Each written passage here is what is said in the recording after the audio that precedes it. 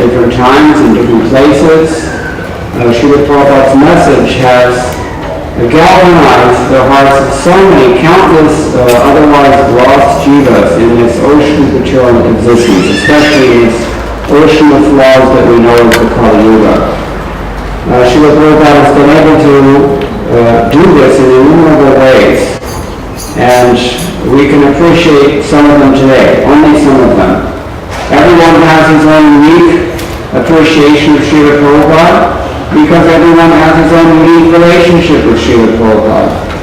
One of the things that I have learned over the last few decades of experience in Krishna consciousness is that mainly through the grace and kind blessings and association of my elder godbrothers and godsisters, this is one facet of Srila Prabhupada's personality that we can appreciate. He spoke to everyone, and he was able to present Krishna consciousness in such a way that it was appealing to everyone, virtually. And so many people appreciate so many different things about Srila Prabhupada. Each one of us can only say a few small things, just a few sort of small drops out of the ocean of his transcendental qualities. Vishwanath Chakravarti Thakur has sung, that he's given this nice metaphor, that the spiritual master is just like a rain cloud.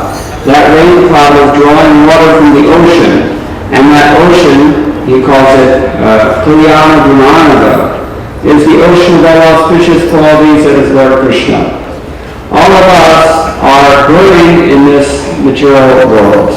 It's like a fire, like a forest fire, and we're all being burnt and scorched by so many miseries that characterize this material existence, that you cannot separate from this material existence. But the spiritual master's teachings and his instructions, they drop water upon us like raindrops from heaven, and they cool this and soothe this burning conflagration of Maya that we're all lost in. Srila Prabhupada was able to preach Krishna consciousness in so many different ways to so many different people, and he was able to do it mainly by his own character, by his own pure devotion, which was obvious to anyone who associated with him. But he also had a very clear strategy, and he had very, very deep insights, not only into what it means to embody Krishna consciousness, which we might call the preservation aspect of Krishna consciousness, but he also had very deep insights into how to actually spread Krishna consciousness, make it relevant in society in general. Some of these have been recently shared in a very nice book which was recently published by Oxford University Press earlier this year. That book is it's a modification, you can say, of the PhD dissertation which was submitted by the late Krishna Goswami, one of the most respected names in our society, certainly one of the most close, long-time associates, disciples of Srila Prabhupada. So, in this book, in his PhD dissertation, he very nicely glorified Prabhupada indirectly by focusing on what it was that was very unique about Srila Prabhupada. And he's very carefully done so with standards of academic rigor that are appreciated even by his peers in the University of Cambridge and other places. I'll just read a few excerpts from this book and give you an example of some of the appreciation for his approach in compiling these observations that he's made. For example,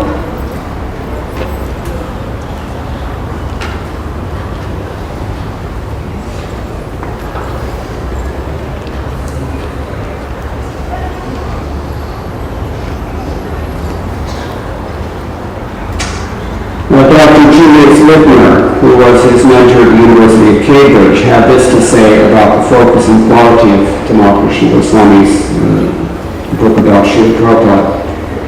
In his thesis, Goswami shows a fine ability to blend insider and outsider views of an balanced approach of criticality enriched by deep personal experience of Prabhupada and a wide knowledge of the secondary literature.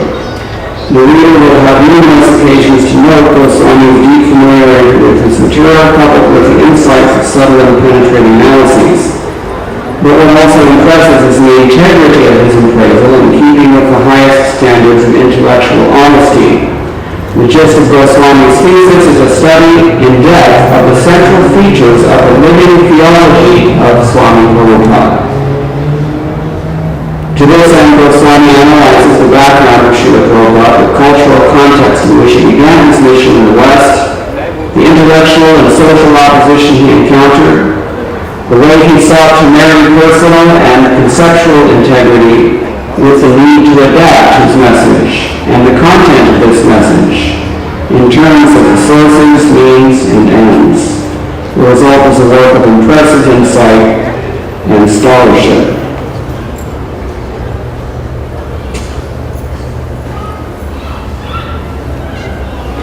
Now Krishna Goswami has wrote about Srila Prabhupada. We must discover an approach that makes Srila Prabhupada's theology the locus of our attention, that can negotiate the two worlds out of which Prabhupada's thought arises, that is to say, the contemporary world and the cumulative tradition. Then that juxtaposes their claims and their standards of scholarship without being naive toward their respective presuppositions. Srila Prabhupada was able to live in two worlds at once, and this is a quality that he had that Tamal Krishna Goswami has captured in his book. By the way, it's called A Living Theology of Krishna Bhakti, Essential Teachings of His Divine Grace, A.C. Bhaktivedanta Swami Prabhupada. Again, that's published this year by Oxford University Press. And Srila Prabhupada was able to do this because of his deep, deep insight into some of the central features of our theology. Of course, one of them we've already heard, at least it's been hinted earlier a few moments ago. The Srila Prabhupada was very profoundly moved, and his whole Krishna consciousness and his approach to sharing Krishna consciousness with the world was very profoundly informed by his realization of Srila Vishwanath Chakravarti Thakur's commentary on Bhagavad Gita, chapter 2, text 41. Does anyone know this verse? Yavasayatmika buddhir ekeha kurinandana bahushapadyantasya buddhayo yavasayinam. Krishna says, those who are on this path are fixed in determination. They're fixed in their intelligence. They're focused only on one thing, and they do not divert their attention. And the Vaishnava acharyas commenting on this verse, they say that what this means is that to make advancement in Krishna consciousness, one has to devote himself with this kind of single-minded, what we call in Sanskrit, ekagrachitta, fixed attention on the lotus feet of the spiritual master, which means essentially embracing his instructions. Unlike those Vaishnavas in our line who worship in other Vaishnava institutions, Srila Prabhupada instructed us every single day to sing these lines by Narottam Das Thakur. Guru Mukha Padmavatya Chitete Kuriya Aikya Aranaka Humani Asha. That means that we should make our hearts exactly the same as what we're hearing from Srila Prabhupada. There should not be any difference. There was a Hindi poet. His name was Jai Shankar Prasad. He wrote a famous book called Kamayani, you may be familiar with. So he also said that one's words and one's thoughts and one's actions, they should all be the same. They should be in harmony. So in this spirit, Srila Prabhupada, or rather his predecessors, acharyas like Vishwanath Chakravarti Thakur, they've taught us that the fundamental manifestation of true Krishna consciousness, pure Krishna consciousness, is that someone has this attitude. He finds the devotee of Krishna, and he worships that devotee, we might even say, rather than Krishna. Because Krishna himself, or Lord Shiva in the Puranas, he says, Tadyanam Samarshanam. To worship the devotee of Vishnu is just as good as worshiping Vishnu himself. Aradhananam Sarvesham Vishnur Aradhananam. Of all types of worship, worship of the Lord Vishnu is the best. Tasmat Parataram Devi, he tells his wife Parvati, but even better than that, Devi, is to worship the one who is dear to Vishnu. And Krishna says, Aham Bhakta Paradhino, I myself am subservient to my devotee. And furthermore, someone who worships me is not really my devotee, but someone who worships my devotee, he is my devotee. Srila Prabhupada was very much impressed with these words, and it would seem that he took it so much to heart, so deeply, that he meditated on whatever instructions he received from Srila Bhaktisiddhanta Saraswati Thakur in 1922. He meditated on those instructions for nearly 4 decades before he actually came to America first and the whole world after that, and spread Krishna consciousness worldwide, just as he was instructed to do. Not only in his first meeting with his spiritual master, but that these were literally the first words that his spiritual master spoke to him, without even so much as namaste or hello. His spiritual master just took one look at him and said, "You're an educated, intelligent young man. You should preach this Krishna consciousness to the English-speaking peoples." That was the very first thing he ever said to Srila Prabhupada. And Srila Prabhupada was so stunned by this and by his subsequent encounters with his spiritual master, and of the importance of the instructions received by one's spiritual master, that Prabhupada took it like this. He, like a horse with blinders, he focused entirely on whatever instructions he received from his spiritual master, and we can see the result. The result is that hundreds of us are all sitting here today appreciating him for what he did as a result. An address to members of the Gaudiya Math in 1946 in English, Srila Prabhupada spoke about, it was an essay he called The Universal Teacher. And there he seems to imply, at least, that the significance of his encounter with Srila Bhaktisiddhanta Saraswati Thakur, his own spiritual master, was that by the grace of his Guru, he had some insight into the words of the Brahma Samhita that begin, Ishvara Parama Krishna Satyat Ananda Vigraha Anadir Adir Govindaha Sarva Karana Karanam. The Supreme Personality of God is Govinda, Krishna. He has no origin other than himself. He's the origin of all others. He's the cause of all causes. When Srila Prabhupada came to the United States, and he actually, after a year or two of extreme hardship in New York City, all alone, it's an unbelievable story, actually, if you think about it. Another one of Srila Prabhupada's mentors has nicely put it. Let's see if I can find it here really quickly.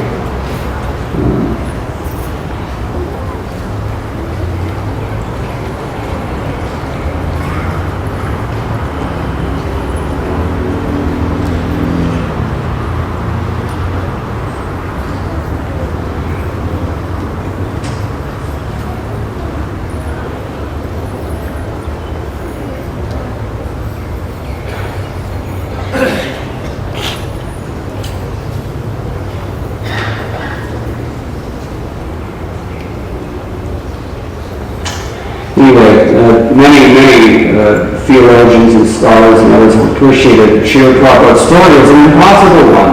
He came to America with nothing. He didn't know anyone. He didn't have any money. He was a strange person by American standards at that time, preaching a completely foreign religion that virtually no one had any respect for. And he started an entire institution, not in a very systematic way, not through contacts and other sorts of backing that you might expect, but basically was by sitting down in the park and chanting Hare Krishna. And he preached to anyone who came. And in the beginning, the only people who came were some hippies and some bums and maybe a few who were just curious. But Against these impossible odds, Srila Prabhupada started within the scope of just over a decade an international society with hundreds of temples, thousands of disciples, farm projects, school systems, distributing over 60 volumes of books that he alone single-handedly translated and commented on, had printed by his disciples by telling them to start a publishing house that no one knew anything about either. Only by the force of bhakti. Bhakti alone, exclusive bhakti. This whole manifestation has come about. Not only on the basis of that strong faith that Srila Prabhupada nourished in the order of his spiritual master, but also by the fact that he carried out that order against these kinds of odds. And he attracted so many disciples, and he eventually, through his amazing determination, he was able to, as one scholar said, he was able to make Hare Krishna a household word, even in the West and other places where there's no background on these things. So Srila Prabhupada, when he first attracted some disciples, he himself had to compose a pranam mantra that they could offer their obeisances to him with. It was very significant what he chose to say about himself, because it implies what he thought about his own mission. Namaste Saraswati Deve. That is to say, we offer our respectful obeisances unto you who are a sold-out follower of your own spiritual master, Bhaktisiddhanta Saraswati Thakur. That's point number one. Guru Nishtha, we call it. And then, Gauravani Pracharine, preaching the message of Chaitanya Mahaprabhu throughout the world. How many people? Chaitanya Mahaprabhu gave this order 500 years ago. Anybody know what I'm thinking? Jai Dekha Kaha Krishna Upadesh. Amaradhyana Guru Hain Thai Desh. Desh and so many other deshes. And Chaitanya Mahaprabhu said, on my order become a guru by sharing Krishna consciousness in whatever way you can, with whomever you meet, anywhere you meet them. This is the order, standing order. Anyone could have accepted it. Who did? Who accepted it? Bhai Bhumite Haryam Vishatan Majah Sarvakari Gora Paradakar. Chaitanya Mahaprabhu also said, especially those born in India, should make their lives perfect by imbibing Krishna consciousness, and then they must share it with the rest of the world. But who did this? Srila Prabhupada alone did this, and against the odds that we've already described. So Gauravani Pracharine. Now we come to the real point. Nirvishesha Shunyavadi Paschatya Deshatarane. So I said, now it's worldwide. But he began in the West, and he had to deal with two kinds of opposition, chiefly. Nirvishesha means those who have some idea that there's God, or some idea of the soul, but it's very vague. Nirvishesha means non-specific. That is to say, mainly the impersonalists, and chiefly the Mayavadi impersonalists. And also the Shunyavadis. The Shunyavadis are those atheists who don't even believe in anything spiritual at God. Anatman, no soul. And at least in Indian tradition, they're best represented perhaps by the Buddhists, which is also a very popular faith nowadays. So Srila Prabhupada was dealing with impersonalism and with voidism, and he saw this as his mission. Therefore, Krishna Goswami argues in this book, he argues that Krishna, the Supreme Personality of Godhead, this phrase, Krishna, the Supreme Personality of Godhead, is the root metaphor of Srila Prabhupada's theology, simultaneously conveying majesty, that's called Aishwarya Gyan, and intimacy, or Madhurya. These are Vaishnava categories. Its fruitfulness as a translation of the tradition's governing sutra. Anybody know what I'm talking about? What is our tradition's governing sutra? Paribhasha Sutra, Jiva Goswami says. It's from Srimad Bhagavatam, Canto 1, Chapter number 3. Krishnastu Bhagavan Swayam. How does that translate into English? Krishna is the Supreme Personality of Godhead. So this, he said, its fruitfulness as a translation of the traditions writing in Sutra will be measured and contrasted with other past and present Krishna images for its strength to mark numerous relational models. That is to say, Krishna's relationship with the world, with us, with his abode, with his associates, all these things.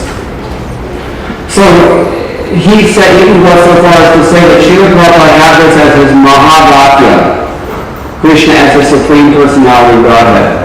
Throughout Srila Prabhupada's books, we find that his system of teaching Krishna consciousness, how shall I say, of helping us to assimilate Krishna consciousness. It's not systematic. It's not academic. It's not like there's a catechism or there's a primer that you can study and learn how to be Krishna conscious. So how does Srila Prabhupada instill this sense of Siddhanta in those who read his books? And another thing is that Srila Prabhupada often criticized even his own followers for not reading his books. You cannot have any mature, any very profound or sustained understanding or appreciation or relationship with Srila Prabhupada unless you read his books. He said this time after time. That I live forever in my books. I'm in my books. If you want to know me, read my books. These books are my devotional ecstasies, he even said at one point. So, 8,000 times minimum throughout Srila Prabhupada's books, lectures, conversations, he uses this phrase, Krishna is the Supreme Personality of Godhead. There's a few other shibboleths, we might say, a few other sectarian terms, you might say, that Prabhupada uses throughout his books in order to instill some sense of what he's conveying here in terms of Krishna Bhakti. What's another one of them we find all the time? Pure devotional service, or transcendental loving service. About 9,000 times we find this phrase. Transcendental, loving service. Transcendental means it cannot be on a mundane level. It has to have come to the liberated platform. That we know from chapter 18 of Bhagavad Gita. When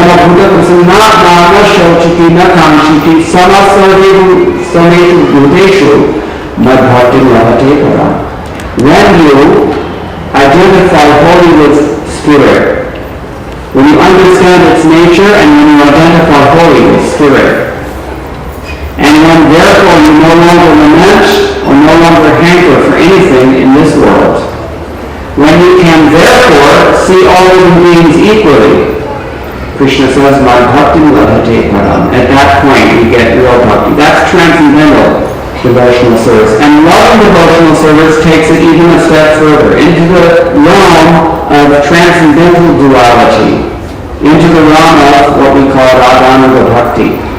The science, and it is a science, of our specific personal relationship with the Supreme Lord. This is not something you can find from any other teacher, from any other, even Vaishnava institutions. You will not get a very clear scientific presentation as we find in Srila Prabhupada's books. So very specific and very faithful to the tradition, but very Catholic in the sense that it's also very accommodating, as we have often heard. Srila Prabhupada built a house in which the whole world can live. And this wasn't by chance. It was because he very carefully constructed this movement on the basis of his deep appreciation for, and empathy really is what it is, for the situation of every man in the Lord. Atmaupanina sarvatra samanta shati orjuna sukhamba yadika dukham sayogi paramamata. Krishna says, I consider that yogi to be the best, who has developed a sense of empathy with all living beings. This is the hallmark of a liberated soul. He is able to understand where another person is coming from. And Srila Prabhupada was able to understand where the entire society was coming from, the society that he had spent 30 or 40 years very carefully studying and meditating upon in order to understand how to preach Krishna consciousness. What's a very nice manifestation of that empathy that Prabhupada demonstrated for us? Generally, whenever I lecture, I like to point out exactly how Srila Prabhupada's purports are not invented out of whole cloth, but rather very carefully paraphrase hundreds of years of predecessor acharyas.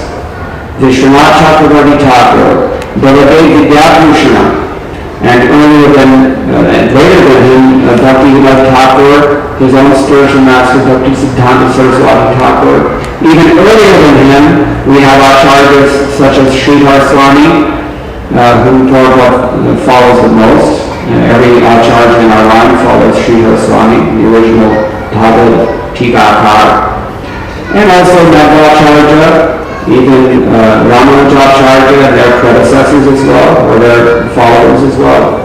Srila Prabhupada, as we said earlier, his outlook is very broad and comprehensive, not sectarian, but faithful to the tradition. There are many ways in which Prabhupada lived in two worlds at once, and which he was therefore able to empathize well enough that he could write these books in such a way as to appeal to the modern mindset. So an excellent example of how Prabhupada actually enriches his tradition, not just following it very carefully in his purports, but actually contributing something original, something that has never been said before because there was never a need to say it before.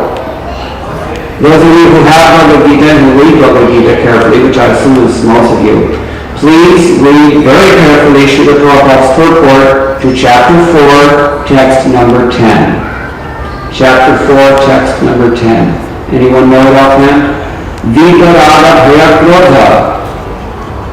These are the categories that verse addresses. Krishna says, those who are attached, those who are fearful, and those who are confused or angry, they cannot take to devotional service. This is the modern man. And Srila Prabhupada is constructing his purport on that verse with these three categories, in that sense completely faithful to the text, but he is dilated on it in such a way as to make it entirely relevant to any modern reader. Because think about it, what are we absorbed in? We're absorbed in sense gratification. Most of us, right off the bat, at least 90% of us, we're in that category. And some of us who have an inkling of spiritual appreciation or inclination, we also want to understand our spiritual identity. We want to understand God in a practical way also.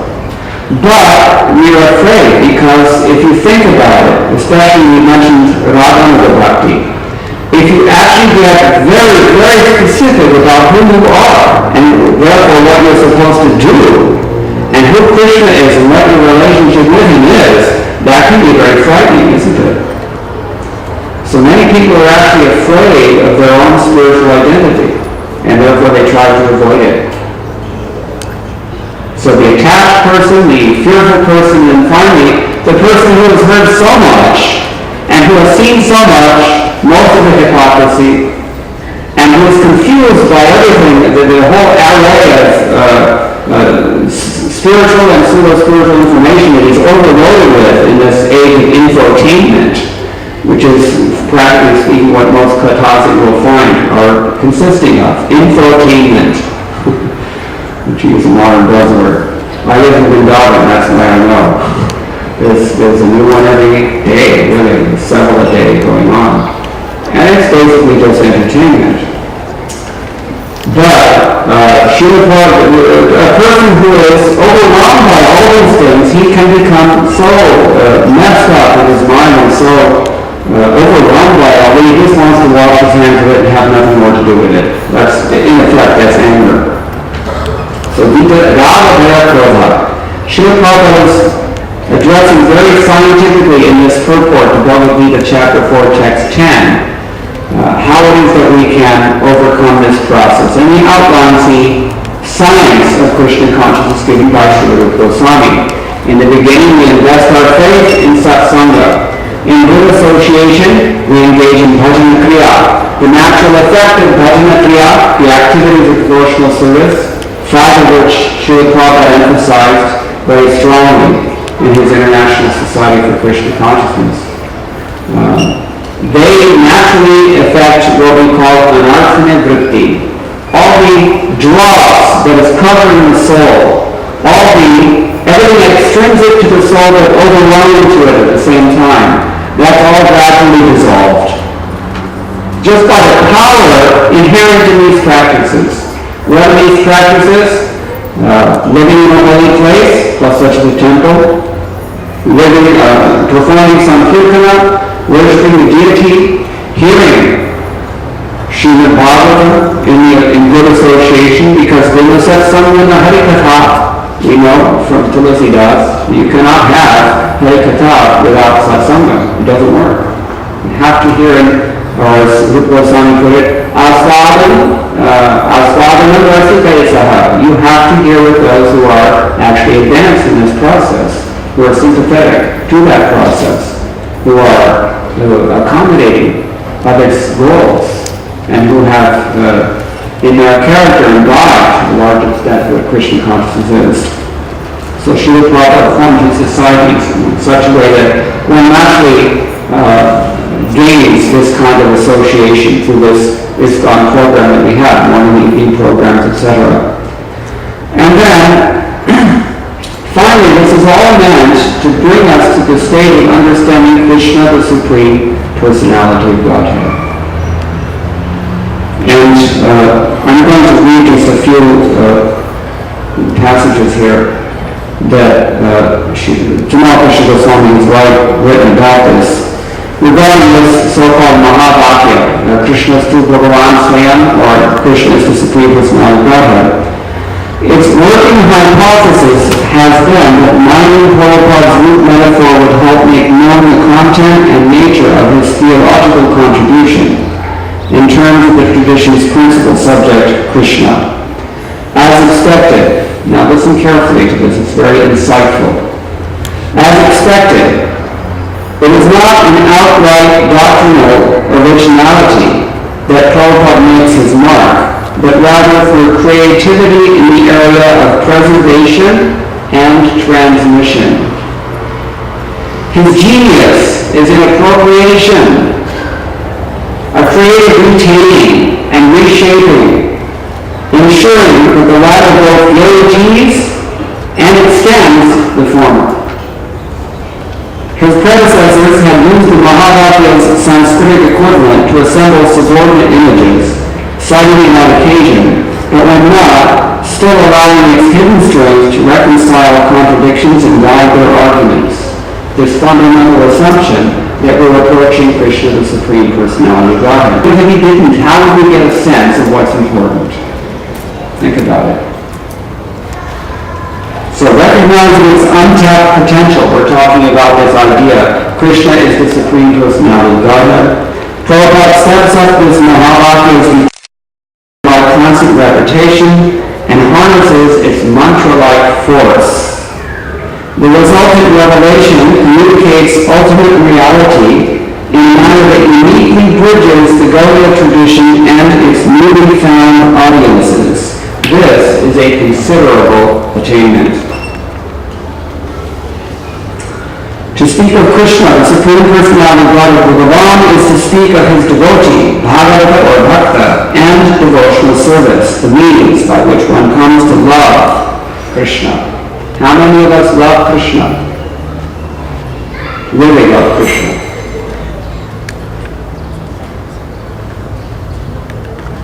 It is here, in his implementation of the principles of bhakti, or devotional service, where the full range of customs and values are culturally transmitted, that Srila Prabhupada has been credited with making his most obvious and innovative theological contribution.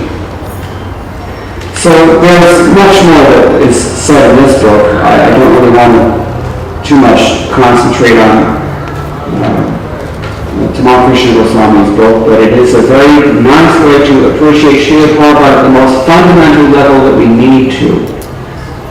If we're going to actually follow this instruction that we sing, that Prabhupada instructed us to sing every day, Guru Mukha Padma Lakya Chitete Korya Aike Ityadi, or Shri Guru Charane Gati Eshe Uttama Gati. What does it mean that a person who has a taste for service to the lotus feet of the spiritual master has achieved the ultimate goal of life? What does it mean? If we want to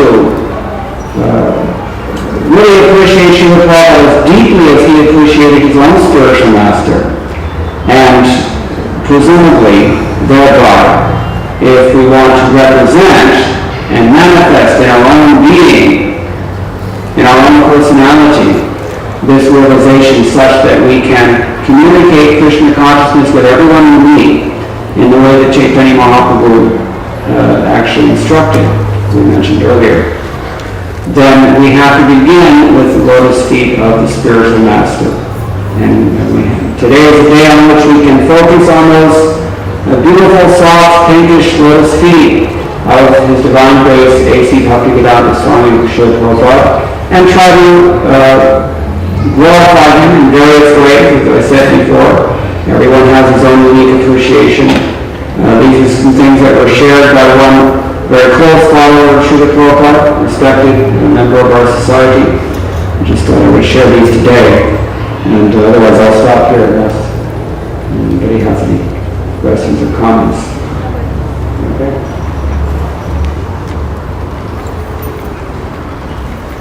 Thank you very much. I'll close Srila Prabhupada.